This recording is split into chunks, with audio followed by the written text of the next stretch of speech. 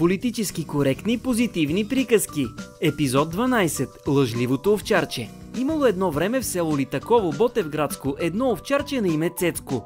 То много искало да играе компютърни игри и да гледа кино в Софийски мол. Но понеже били бедни, за играчка имало единствено стар GSM само с змията, а вместо кино го били водили в Ботевград да гледа как се сменят рекламите на един автоматичен билборд. Веднъж на Цецко вече много му омръзнало да гледа овцете, защото било пълна скука. Затова той се развикал: "Помощ, вълк, помощ!" Чули го няколко литаковски селяни, грабнали брадви, лопати и дотърчали да го спасяват. Обаче нямало вълк и те си отдъхнали.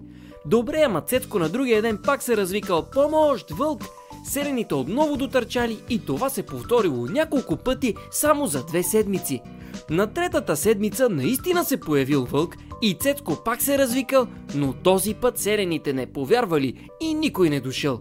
Лъжливото овчарче се покатерило на едно дърво и се обадило на 112, защото когато се обадиш там, са длъжни да дойдат и всичко да оправят, понеже така изисква Европейския съюз като цяло и демократичния дух в частност. След 5 минути дошла пожарната да го свали от дървото. След 6 минути дошла патрулка, която застреляла вълкът. След 7 минути дошли журналисти от водещи медии, които да отразят страшната трагедия.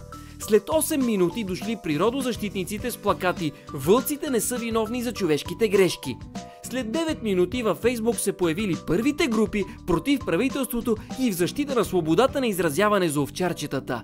На следващия ден прокуратурата се самосезирала последните нарушения: нерегламентиран детски труд, необезопасена работна площадка, невакцинирани овце, застрелян изчезващ вид и бърза процедура срещу създателя на групата "Лъжливите овчарчета на Сапун". А пък сутрешните блокове се самосезирали по темата "Кой е виновен, че децата ни лъжат?". Всичко приключило с любимата реплика на всеки драматичен водещ: "Ще следим случая и ще продължим да ви информираме." Край на позитивната приказка.